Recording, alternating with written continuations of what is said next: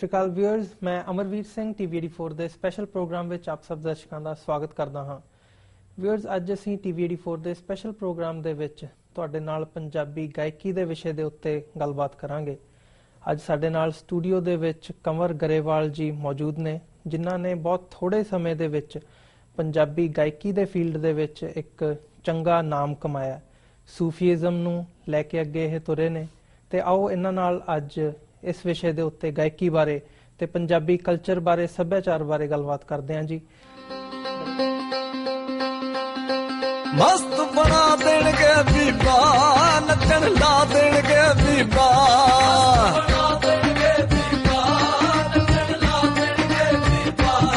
ਮਸਤ ਬਣਾ ਦੇਣਗੇ ਬੀਬਾ, ਨੱਚਣ ਲਾ ਦੇਣਗੇ ਬੀਬਾ।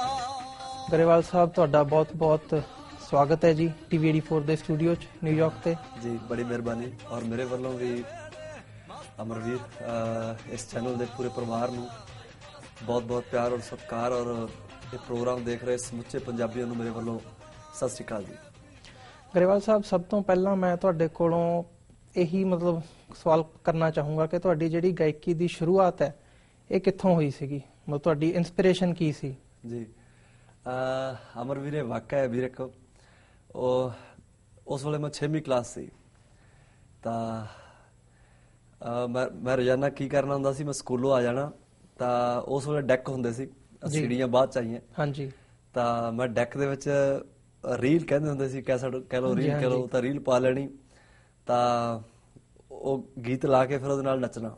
ਮੈਂ ਵੀ ਖੇਡਿਆ ਰੀਲਾਂ ਨਾਲ। ਹਾਂ, ਤਾਂ ਪਰ ਉਹ ਨਾਚ ਘਰਦਿਆਂ ਤੋਂ ਚੋਰੀਆਂ ਹੁੰਦਾ ਸੀ ਕਿਉਂਕਿ ਜੱਟ ਫੈਮਿਲੀ ਸੀ ਤਾਂ ਸਾਰਾ ਖੇਤੀਬਾੜੀ ਵਾਲਾ ਮਾਹੌਲ ਤੁਹਾਨੂੰ ਪਤਾ ਜਿੱਦਾਂ, ਤਾਂ ਉਹ ਚੋਰੀਆਂ ਨੱਚਣਾ। ਤਾਂ ਇੱਕ ਦਿਨ ਕੀ ਹੋਇਆ, ਮੇਰੇ ਪਾਪਾ ਜੀ ਹੋਰਾਂ ਨੇ, ਫਾਦਰ ਸਾਹਿਬ ਨੇ ਮੇਰੇ ਨੇ ਕਿਤੇ ਦੇਖ ਲਿਆ ਮੈਨੂੰ ਕਿਸੇ ਵਿਰਲ ਚੋਂ।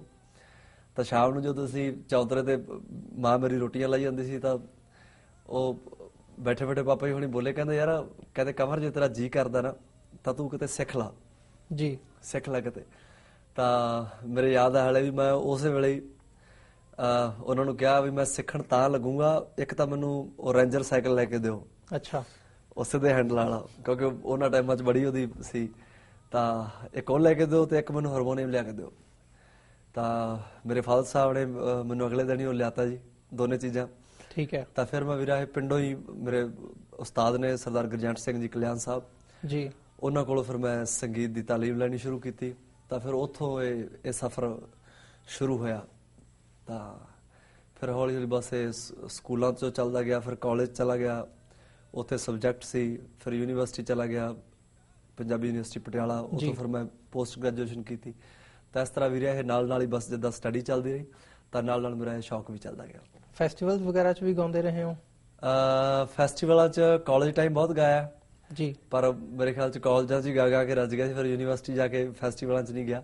ਅੱਛਾ। ਤਾਂ ਉਸ ਵੇਲੇ ਤੱਕ ਫਿਰ ਬਸ ਏਦਾਂ ਸੀ ਕਿ ਸਾਰਾ ਦਿਨ ਇਕੱਲੇ ਬੈਠ ਕੇ ਬਸ ਗਾਉਂਦੇ ਰਹਿਣਾ। ਤੁਹਾਨੂੰ ਪਤਾ ਯੂਨੀਵਰਸਿਟੀ 'ਚ ਜਿਵੇਂ ਹੋਸਟਲ ਲਾਈਫ, ਤਾਂ ਹੋਸਟਲਾਂ 'ਚ ਗਾਉਂਦੇ ਰਹਿਣਾ, ਜ਼ਿਆਦਾਤਰ ਮੁੰਡਿਆਂ ਨੇ ਦੇਰ ਰਾਤ ਤੱਕ ਬੈਠੇ ਰਹਿਣਾ, ਉਹਨਾਂ ਕੋਲ ਬੈਠੇ ਗਾਉਂਦੇ ਰਹਿਣਾ। ਤਾਂ ਇਸ ਤਰ੍ਹਾਂ ਬਸ ਇਹ ਮੇਰਾ ਸ਼ੌਕ ਵੱਧਦਾ ਗਿਆ। ਤੁਹਾਡੀ ਇੱਕਦਮ ਪਹਿਲਾਂ ਹੀ ਐ ਨਹੀਂ ਹੋਇਆ ਹੈਗਾ ਵੀ ਤੁਸੀਂ ਪਹਿਲਾਂ ਹੀ ਕੋਈ ਟੇਪ ਕੱਢੀ ਹੋਵੇ? ਪਹਿਲਾਂ ਤੁਸੀਂ ਨੀਚੋਂ ਗਾਉਣਾ ਸ਼ੁਰੂ ਕੀਤਾ, ਫਿਰ ਹੌਲੀ ਹੌਲੀ ਆ ਕੇ ਤੁਸੀਂ ਬਾਕੀ ਸਿੰਗਰਸ ਵਾਂਗ ਗਾਇਆ ਤੇ ਉਹਨੂੰ ਰਿਕਾਰਡ ਕਰਾ ਕੇ ਮਾਰਕੀਟ ਦੇ ਵਿੱਚ ਲਿਆਂਦਾ। ਇਹਦਾ ਕੀ ਕਾਰਨ ਸੀ? ਤੁਸੀਂ ਪਹਿਲੇ ਜਿਵੇਂ ਨਾਰਮਲੀ ਚੱਲਦਾ ਵੀ ਪਹਿਲਾਂ ਹੀ ਆਉਣ ਸਾਰੀ ਬੰਦਾ ਟੇਪ ਕੱਢਣ ਦੀ ਉਹ ਕਰਦਾ ਵੀ ਮੈਂ ਰਿਕਾਰਡ ਕਰਾਵਾਂ ਗਾਣੇ। ਅਸਲ 'ਚ ਅਮਰਵੀਰ, ਮੈਂ ਸ਼ੁਰੂ ਤੋਂ ਹੀ ਨੇਚਰ 'ਚ ਬਹੁਤ ਯਕੀਨ ਰੱਖਦਾ, ਕਿਉਂਕਿ ਇਹ ਸੱਚ ਹੈ ਕਿ ਜੋ ਕੁਛ ਇਸ ਸ੍ਰਿਸ਼ਟੀ ਦੇ ਵਿੱਚ ਜਿੰਨੇ ਅਸੀਂ ਇਨਸਾਨ ਆ ਸਾਰੇ, ਜੋ ਕੁਛ ਸਾਡੇ ਨਾਲ ਵਾਪਰ ਰਿਹਾ ਤਾਂ ਇਹ ਨੇਚਰ ਹੀ ਕਰ ਰਹੀ ਹੈ, ਕੁਦਰਤ ਕਰ ਰਹੀ ਹੈ ਸਭ ਕੁਛ। ਤਾਂ ਜਦੋਂ ਮੈਂ ਯੂਨੀਵਰਸਿਟੀ ਪੜ੍ਹਨ ਆਇਆ ਨਾ, ਤਾਂ MA ਤੋਂ ਬਾਅਦ ਮੈਂ 2-3 ਸਾਲ ਉੱਥੇ ਵਿਹਲਾ ਰਿਹਾ। ਤਾਂ ਉੱਥੇ ਕੀ ਹੁੰਦਾ ਸੀ, ਸਾਡੇ ਥੀਏਟਰ ਡਿਪਾਰਟਮੈਂਟ ਹੈ, ਸਾਡੇ ਡਾਕਟਰ ਸੁਨੀਤਾ ਧੀਰ, ਡਾਕਟਰ ਗੁਰਚਰਨ ਹੋਣੀ, ਤਾਂ ਮੈਂ ਉਹਨਾਂ ਕੋਲੇ ਉਹਨਾਂ ਦੇ ਪਲੇ ਹੋਣੇ, ਤਾਂ ਉਹਨਾਂ ਨੇ ਮੈਨੂੰ ਨਾਲ ਬੈਕਗਰਾਊਂਡ ਮਿਊਜ਼ਿਕ ਲਈ ਰੱਖ ਲੈਣਾ ਕਿ ਐਜ਼ ਅ ਫ੍ਰੀਲਾਂਸਰ ਤੂੰ ਆ ਜਾ, ਸਾਡੇ ਕੋਲ ਕੰਮ ਕਰ ਲਿਆ ਕਰ। ਹਾਂਜੀ। ਤਾਂ ਮੈਂ ਉਹਨਾਂ ਨਾਲ ਗਾਉਂਦੇ ਰਹਿਣਾ। ਤਾਂ ਹੌਲੀ ਹੌਲੀ ਕੀ ਹੋਇਆ, ਮੈਨੂੰ ਉਹਨਾਂ ਨੇ ਉੱਥੇ ਜੌਬ ਦਿੱਤੀ। ਤਾਂ ਮੇਰੀ ਗੌਰਮੈਂਟ ਜੌਬ ਆਪਣਾ ਯੂਨੀਵਰਸਿਟੀ ਹੋ ਗਈ ਡਿਪਾਰਟਮੈਂਟ 'ਚ। ਤਾਂ ਜਿੱਥੋਂ ਇਹ ਗਾਉਣ ਦੀ ਗੱਲ ਸ਼ੁਰੂ ਹੋਈ ਤਾਂ ਮੇਰੇ ਅੰਦਰ ਕਦੇ ਵੀ ਭਰਾਵਾ ਇਹ ਕੀੜਾ ਨਹੀਂ ਸੀ ਕਿ ਮੈਂ ਮਸ਼ਹੂਰ ਹੋਣ ਲਈ ਗਾਉਣਾ ਹੈ। ਹਾਂਜੀ। ਬਸ ਮੈਨੂੰ ਏਦਾਂ ਹੁੰਦਾ ਸੀ ਕਿ ਬਸ ਸੰਗੀਤ ਰੱਬ ਨੇ ਮੈਨੂੰ ਬਖਸ਼ਿਆ ਤਾਂ ਬਸ ਇਹਦੇ ਨਾਲ ਮੈਂ ਗਾਵਾਂ ਤੇ ਬਸ ਆਪਦਾ ਸ਼ੌਕ ਪੂਰਾ ਕਰਦਾ ਰਵਾਂ। ਉਹ ਨੌਕਰੀ ਚਲਦਿਆਂ ਚਲਦਿਆਂ 2010 ਦੀ ਗੱਲ ਹੈ। ਤਾਂ ਮੇਰਾ ਇੱਕ ਦੋਸਤ ਹੈ ਮਿੱਠਾ, ਉਹ ਯੂਨੀਵਰਸਿਟੀ PhD ਕਰ ਰਿਹਾ ਸੀ ਹਿੰਦੀ ਡਿਪਾਰਟਮੈਂਟ 'ਚ। ਤਾਂ ਉਹ ਇੱਕ ਦਿਨ ਮੈਨੂੰ ਬੈਠਾ ਬੈਠਾ 2010 ਦੇ ਦਸੰਬਰ 'ਚ ਕਹਿੰਦਾ ਯਾਰ, ਉਹਦਾ ਪਿੰਡ ਇੱਧਰ ਮਲੇਰਕੋਟਲੇ ਵੱਲ ਹੈ ਪੰਜਾਬ 'ਚ ਆਪਣੇ। ਤਾਂ ਕਹਿੰਦਾ ਯਾਰ ਸਾਡੇ ਪਿੰਡਾਂ ਵੱਲ ਨਾ ਇੱਕ ਬੇਬੇ ਹੈ, 50 ਸਾਲ ਦੀ ਬੇਬੇ ਆ ਉਹ ਜੀ। ਤਾਂ ਫਕੀਰਾਂ ਦੀ ਤਰ੍ਹਾਂ ਉਹਦਾ ਰਹਿਣ ਸਹਿਣ ਹੈ, ਕੁਟੀਆ 'ਚ ਰਹਿੰਦੀ ਹੈ ਬੇਬੇ। ਤਾਂ ਸਾਡਾ ਪਰਿਵਾਰ ਵੀ ਉਹਨਾਂ ਕੋਲ ਜਾਂਦਾ, ਸਤਸੰਗ ਕਰਦਾ ਵੀ ਤੂੰ ਇੱਕ ਵਾਰੀ ਮੇਰੇ ਨਾਲ ਜ਼ਰੂਰ ਚੱਲ ਉਹਨਾਂ ਕੋਲ। ਤਾਂ ਬਸ ਨੌਕਰੀ ਕਰਦੇ ਨੂੰ ਮੈਨੂੰ ਮੇਰੇ ਖਿਆਲ 'ਚ ਉਦੋਂ ਸਾਲ ਕੀ ਹੋਇਆ ਸੀ, 2009 'ਚ ਮੈਨੂੰ ਮਿਲੀ ਸੀ ਨੌਕਰੀ ਜੀ। ਤਾਂ ਮੈਂ ਉਹ ਮੇਰੇ ਦੋਸਤ ਦੇ ਨਾਲ ਉਹਨਾਂ ਕੋਲ ਚਲਾ ਗਿਆ। ਤਾਂ ਜਦੋਂ ਚਲਾ ਗਿਆ ਤਾਂ ਮੈਂ ਜਿਸ ਦਿਨ ਪਹਿਲੇ ਦਿਨ ਉਹਨਾਂ ਕੋਲ ਗਿਆ ਨਾ, ਤਾਂ ਉਹਨਾਂ ਨੇ ਮੈਨੂੰ ਗਾਉਣ ਵਾਸਤੇ ਕਿਹਾ ਤੇ ਮੈਂ ਉੱਥੇ ਉਹਨਾਂ ਦੀ ਕੁਟੀਆ 'ਚ ਬੈਠ ਕੇ ਗਾਉਣਾ ਸ਼ੁਰੂ ਕੀਤਾ। ਹਾਂਜੀ। ਤਾਂ ਉਸ ਦਿਨ ਜੋ ਗਾ ਕੇ ਮਨ ਨੂੰ ਚੈਨ ਜਾਂ ਸਕੂਨ ਆਇਆ, ਮੇਰੇ ਖਿਆਲ 'ਚ ਪਹਿਲਾਂ ਨਹੀਂ ਕਦੇ ਆਇਆ ਸੀ। ਤਾਂ ਉਹ ਮੈਨੂੰ ਸ਼ਾਮ ਨੂੰ ਵਾਪਸ ਲਿਆਏ ਯੂਨੀਵਰਸਿਟੀ। ਤਾਂ ਮੈਂ ਅਗਲੇ ਦਿਨ ਫਿਰ ਮੈਂ ਇਕੱਲਾ ਚਲਾ ਗਿਆ। ਤਾਂ ਉਹਨਾਂ ਨੇ ਬੇਬੇ ਹੋਰਾਂ ਨੇ ਫਿਰ ਉਸ ਦਿਨ ਮੈਂ ਉਹਨਾਂ ਕੋਲ ਬੈਠ ਕੇ ਗਾਉਂਦਾ ਰਿਹਾ। ਉਹਨਾਂ ਨੇ ਫਿਰ ਮੈਨੂੰ ਵਾਪਸ ਭੇਜਤਾ। ਅਗਲੇ ਦਿਨ ਮੈਂ ਫਿਰ ਚਲਾ ਗਿਆ। ਤਾਂ ਉਹ ਅੰਦਰ ਇੱਕ ਗੜਬੜ ਜੀ ਹੋਈ, ਤਾਂ ਉਹ ਮੈਨੂੰ ਮੈਂ ਬਿਆਨ ਨਹੀਂ ਕਰ ਸਕਦਾ ਕੀ ਸੀ ਉਹ ਜੀ। ਤਾਂ ਬਸ ਫਿਰ ਹੌਲੀ ਹੌਲੀ ਮੇਰੇ ਗੇੜੇ ਵੱਧਦੇ ਗਏ ਬੇਬੇ ਕੋਲੇ। ਤਾਂ ਫਿਰ ਮੈਂ ਮਈ ਜੂਨ ਦੀਆਂ ਛੁੱਟੀਆਂ ਆ ਗਈਆਂ ਤਾਂ ਮੈਂ ਬੇਬੇ ਹੋਰਾਂ ਨੂੰ ਕਿਹਾ ਕਿ ਮੈਨੂੰ ਜੀ ਤੁਸੀਂ ਆਪਣੇ ਕੋਲ ਰੱਖ ਲਓ। ਤਾਂ ਫਿਰ ਅਮਰਵੀਰ ਮੈਂ ਜੌਬ ਛੱਡਤੀ ਆਪਣੀ। ਤਾਂ ਫਿਰ ਮੈਂ ਪਰਮਾਨੈਂਟ ਉਹਨਾਂ ਕੋਲ ਹੀ ਰਹਿਣ ਲੱਗ ਗਿਆ। ਤਾਂ ਫਿਰ ਸਾਰਾ ਦਿਨ ਅਸੀਂ ਮਾਂ ਪੁੱਤਾਂ ਨੇ ਫਿਰ ਸਾਡਾ ਜਿੱਦਾਂ ਉਸ ਫਕੀਰ ਨਾਲ ਮੇਰਾ ਪਿਆਰ ਪੈ ਗਿਆ। ਤਾਂ ਉਹਨਾਂ ਨੂੰ ਵੀ ਜਿੱਦਾਂ ਫਕੀਰਾਂ ਨੂੰ ਸੰਗੀਤ ਅੱਛਾ ਲੱਗਦਾ, ਤਾਂ ਸੰਗੀਤ ਦੇ ਜ਼ਰੀਏ ਮੈਂ ਥੋੜਾ ਥੋੜਾ ਉਹਨਾਂ ਦੇ ਨੇੜੇ ਹੁੰਦਾ ਗਿਆ। ਤਾਂ ਬਸ ਇਸੇ ਤਰ੍ਹਾਂ ਫਿਰ ਸਾਰਾ ਦਿਨ ਅਸੀਂ ਮਾਂ ਪੁੱਤਾਂ ਨੇ ਕੁਟੀਆ 'ਚ ਬੈਠੇ ਨੇ ਗਾਉਂਦੇ ਰਹਿਣਾ। ਤਾਂ ਇੱਕ ਜ਼ਿੰਦਗੀ ਦਾ ਜਿੱਦਾਂ ਕਹਿ ਸਕਦੇ ਇੱਕ ਬਹੁਤ ਵੱਡਾ ਚੇਂਜ ਓਵਰ ਸੀ ਮੇਰੇ ਲਈ ਉਹ ਜੀ। ਤਾਂ ਬਸ ਉੱਥੋਂ ਫਿਰ ਮੇਰੇ ਗਾਉਣ ਦੇ ਬੋਲ ਵੀ ਬਦਲੇ। ਤਾਂ ਬਸ ਉੱਥੋਂ ਫਿਰ ਮੈਂ ਉਹਨਾਂ ਨਾਲ ਸਤਸੰਗ 'ਚ ਗਾਉਣਾ ਸ਼ੁਰੂ ਕੀਤਾ। ਸਤਸੰਗਾਂ 'ਚੋਂ ਜਿੱਦਾਂ ਪਰਿਵਾਰਾਂ ਨੇ ਬੇਬੇ ਨੂੰ ਕਹਿਣਾ ਜੀ ਸਾਡੇ ਘਰੇ ਇੱਕ ਸਾਫ ਸੁਥਰਾ ਜਿਹਾ ਫੰਕਸ਼ਨ ਹੈ, ਕਮਰ ਨੂੰ ਭੇਜ ਦਿਓ, ਉੱਥੇ ਗਾ ਲੂਗਾ। ਤਾਂ ਬਸ ਏਦਾਂ ਹੀ ਮੈਂ ਉਹਨਾਂ ਦੇ ਘਰੇ ਗਾਉਣ ਜਾਣਾ। ਬਾਬਾ ਤੂੰਬੇਲਾ ਨਾਲ ਹੁੰਦਾ ਸੀ, ਸੁਨੀਲ ਤਬਲੇ ਤੇ, ਤਾਂ ਮੈਂ ਵਾਜਾ, ਬਸ ਅਸੀਂ 2-3 ਜਣੇ ਹੁੰਦੇ ਸੀ। ਬਸ ਉੱਥੋਂ ਇਹ ਹੌਲੀ ਹੌਲੀ 2011-12 ਤੋਂ ਇਹ ਬਸ ਹੌਲੀ ਹੌਲੀ ਏਦਾਂ ਵੱਧਦਾ ਗਿਆ। ਤਾਂ 2013 ਦੇ ਵਿੱਚ ਮੈਂ ਪ੍ਰੋਫੈਸ਼ਨਲੀ ਪਹਿਲੀ ਵਾਰ ਕੋਈ ਪ੍ਰੋਗਰਾਮ ਕਰਿਆ ਸੀ। ਤਾਂ ਮੇਰੇ ਯਾਦ ਆਇਆ ਉਸ ਪ੍ਰੋਗਰਾਮ ਸਾਨੂੰ 21,000 ਰੁਪਇਆ ਦਿੱਤਾ ਸੀ। ਤਾਂ ਉਸ ਦਿਨ ਮੇਰਾ ਬ੍ਰਦਰ ਹੈ ਮੇਰੇ ਤੋਂ ਛੋਟਾ ਲਾਡੀ, ਤਾਂ ਉਹਨੂੰ ਜਦੋਂ 21,000 ਰੁਪਇਆ ਦਿੱਤਾ ਉਹਨਾਂ ਨੇ, ਤਾਂ ਉਹ ਬਹੁਤ ਖੁਸ਼ ਸੀ। ਤਾਂ ਮੈਨੂੰ ਕਹਿੰਦਾ ਬਾਈ ਯਾਰ ਏਦਾਂ ਕਰਕੇ ਉਹਨਾਂ ਨੇ 21,000 ਰੁਪਇਆ ਦਿੱਤਾ ਆਪਾਂ ਨੂੰ, ਤੇ ਆਪਾਂ ਰੋਪੜ ਸ਼ਹਿਰ 'ਚ ਪਹਿਲੀ ਵਾਰੀ ਗਾਉਣ ਜਾਣਾ ਜੀ। ਤਾਂ ਬਸ ਵੀਰਿਆ 2013 ਦਾ ਹੀ ਉਹ ਸੀ। ਤਾਂ ਬਸ ਉੱਥੋਂ ਫਿਰ ਸ਼ੁਰੂਆਤ ਹੋਈ ਹੈ, ਬਸ ਸ਼ੁਰੂਆਤ ਹੁੰਦੀ ਗਈ। ਤਾਂ ਬਸ ਫਿਰ ਅੱਜ ਤੁਹਾਡੇ ਸਾਹਮਣੇ ਹੈ। ਤਾਂ ਬਸ ਇਹ ਕੁਟੀਆ ਆਉਣ ਤੋਂ ਬਾਅਦ ਹੀ ਸਾਰਾ ਇਹ ਪਾਣਾ ਵਰਤਿਆ। ਉਸ ਤੋਂ ਪਹਿਲਾਂ ਕੋਈ ਹੈ ਨਹੀਂ ਸੀ ਇਸ ਤਰ੍ਹਾਂ ਦਾ ਕਿ ਕੋਈ ਇਸ ਤਰ੍ਹਾਂ ਦੀ ਕਦੇ ਵਿਧ ਬਣੂਗੀ। ਤੁਹਾਡੇ ਚੰਗੇ ਗਾਣੇ ਮਾਰਕੀਟ ਦੇ ਵਿੱਚ ਹੁਣ ਹੈਗੇ ਨੇ। ਇੱਕ ਗਾਣਾ ਅੱਖਾਂ, ਹਾਂਜੀ, ਤੇ ਮੈਨੂੰ ਉਹ ਚੰਗਾ ਲੱਗਦਾ ਆਪਣੇ ਤੌਰ ਤੇ। 2 ਲਾਈਨਾਂ ਸਾਡੇ ਦਰਸ਼ਕਾਂ ਲਈ। ਹਾਂ ਵੀਰਿਆ ਜ਼ਰੂਰ। ਤਾਂ ਇਹ ਗੀਤ ਜਿੱਥੋਂ ਆਇਆ ਸੀ ਨਾ, ਇਹ ਸਾਡੇ ਉੱਥੇ ਲਾਗੇ ਪਿੰਡ ਹੈ ਕੰਗਣਾਲ। ਤਾਂ ਉੱਥੇ ਦੀਵਾਨ ਸੀ ਬੇਬੇ ਹੋਰਾਂ ਦਾ। ਹਾਂਜੀ। ਤਾਂ ਮੈਨੂੰ ਉਹ ਨਾਲ ਲੈ ਜਾਂਦੇ ਆ, ਹੁਣ ਵੀ ਲੈ ਜਾਂਦੇ ਆ। ਤਾਂ ਪਹਿਲਾਂ ਉਸ ਵੇਲੇ ਵੀ ਲੈ ਜਾਂਦੇ ਸੀ ਵੀ ਨਾਲ ਮੈਂ ਹਾਰਮੋਨੀਅਮ ਵਜਾਉਂਦਾ ਸੀ ਔਰ ਨਾਲ ਉਹਨਾਂ ਦੇ ਬੈਠ ਕੇ ਪਿੱਛੇ ਗਾਉਂਦਾ ਵੀ ਸੀ। ਤਾਂ ਇੱਕ ਮਾਈ ਨਾ ਜਿਵੇਂ ਮੱਥਾ ਟੇਕਣ ਵਾਲ ਨੂੰ ਦੇਖਣ ਦੀ ਆਦਤ ਹੁੰਦੀ ਹੈ, ਤਾਂ ਉਹ ਇਸ ਤਰ੍ਹਾਂ ਉਹ ਦੇਖ ਰਹੀ ਸੀ। ਜੋ ਵੀ ਇਨਸਾਨ ਨੇ, ਕਿਸੇ ਨੇ, ਕੋਈ ਭਾਈ ਜਾਂ ਮਾਈ ਨੇ ਆਉਣਾ, ਮਹਾਰਾਜ ਨੂੰ ਪ੍ਰਣਾਮ ਕਰਨਾ, ਤਾਂ ਉਹਨੇ ਦੇਖਣਾ ਕੌਣ ਆਇਆ, ਮੱਥਾ ਟੇਕਿਆ, ਕਿੱਥੇ ਬੈਠ ਰਿਹਾ। ਤਾਂ ਬੇਬੇ ਹੋਰਾਂ ਨੇ ਅਚਾਨਕ ਉਹਨੂੰ ਇੱਕ ਵਾਰੀ ਕਿਹਾ, ਕਹਿੰਦੇ ਮਾਈ ਵੀ ਤੂੰ ਵੀ ਏਦਾਂ ਆਉਣ ਜਾਣ ਵਾਲਿਆਂ ਨੂੰ ਨਾ ਦੇਖ, ਆਪਾਂ ਉਸ ਗੁਰੂ ਦੀ ਉਸ ਸੁਪਰੀਮ ਪਾਵਰ ਦੀ ਗੱਲ ਕਰ ਰਹੇ ਹਾਂ, ਤਾਂ ਤੂੰ ਬੈਠ ਕੇ ਗੱਲ ਸੁਣ ਆਪਣੀ ਵੀ ਆਪਾਂ ਗੱਲ ਕੀ ਕਰ ਰਹੇ ਹਾਂ। ਤਾਂ ਬੇਬੇ ਜਦੋਂ ਨਾ ਹਟੀ, ਉਹ ਮਾਈ ਦੇਖਦੀ ਰਹੀ। ਤਾਂ ਬੇਬੇ ਹੋਰਾਂ ਨੇ ਸੁਭਾਵ ਕੀ ਬੋਲਿਆ, ਕਹਿੰਦੀ ਪਰ ਮੈਂ ਮਾਈ ਤੈਨੂੰ ਕਿਉਂ ਹਟਾ ਰਹੀ ਹਾਂ, ਉਹ ਤਾਂ ਅੱਖਾਂ ਹੀ ਹੋਰ ਆ ਜਿਨ੍ਹਾਂ ਨੂੰ ਉਹ ਦਿੰਦਾ।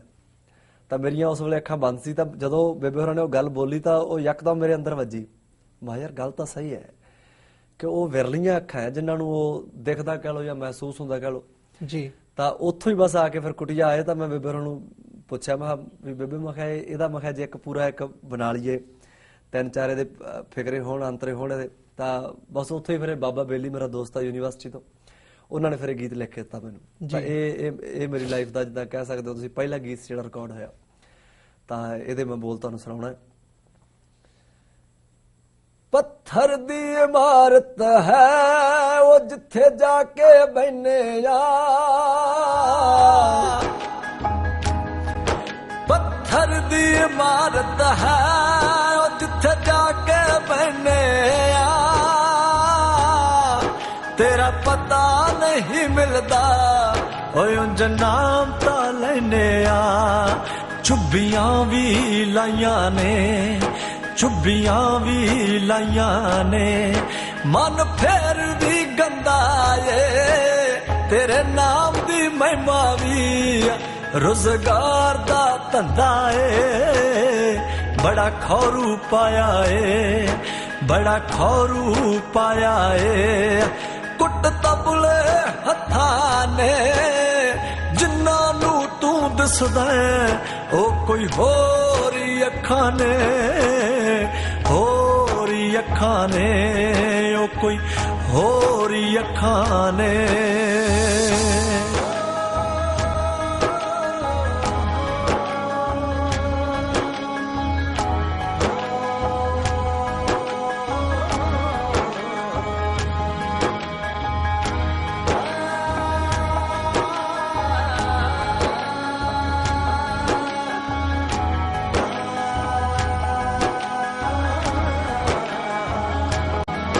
ਤੇਰੇ ਧਿਆਨ ਨੂੰ ਖਿੱਚਣ ਲਈ ਪਾਏ ਰੰਗਲੇ ਚੋਲੇ ਵੇ,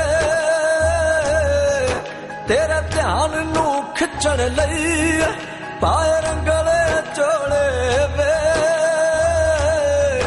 ਉਹ ਨੰਗੂ ਨੰਗੇ ਨੇ ਜੋ ਨੇ ਤੇਰੇ ਕੋਲੇ ਵੇ, ਜੋ ਸਿਰ ਪੈਰਾਂ ਤੱਕ ਤੇਰੇ, ਜੋ ਸਿਰ ਪੈਰਾਂ ਤੱਕ ਤੇਰੇ, ਉਹਨਾਂ ਸਿਰ ਨੂੰ ਕੀ ਕੱਜਣਾ, ਜਿੱਥੇ ਤਾਰ ਹੀ ਜੁੜਦੀ ਨਾ ਉੱਥੇ ਤੂੰ ਬਾਕੀ ਵੱਜਣਾ, ਉਹਨੇ ਕੰਜਰੀ ਬਣਨਾ ਕੀ, ਉਹਨੇ ਕੰਜਰੀ ਬਣਨਾ ਕੀ, ਜਿਹਨੂੰ ਜੱਗਾ ਤੱਕਾ ਨੇ, ਜਿਨ੍ਹਾਂ ਨੂੰ ਤੂੰ ਦਿਸਦਾ ਉਹ ਕੋਈ ਹੋਰ ਹੀ ਅੱਖਾਂ ਨੇ, ਹੋਰ ਹੀ ਅੱਖਾਂ ਨੇ।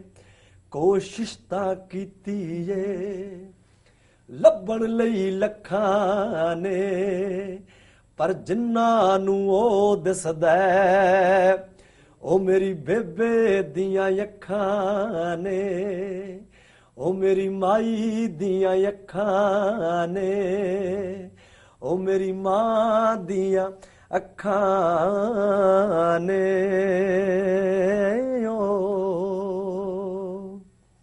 ਹੁਣ ਸਮਾਂ ਹੋ ਗਿਆ ਹੈ ਜੀ ਇੱਕ ਬ੍ਰੇਕ ਦਾ, ਮਿਲਦੇ ਹਾਂ ਬ੍ਰੇਕ ਤੋਂ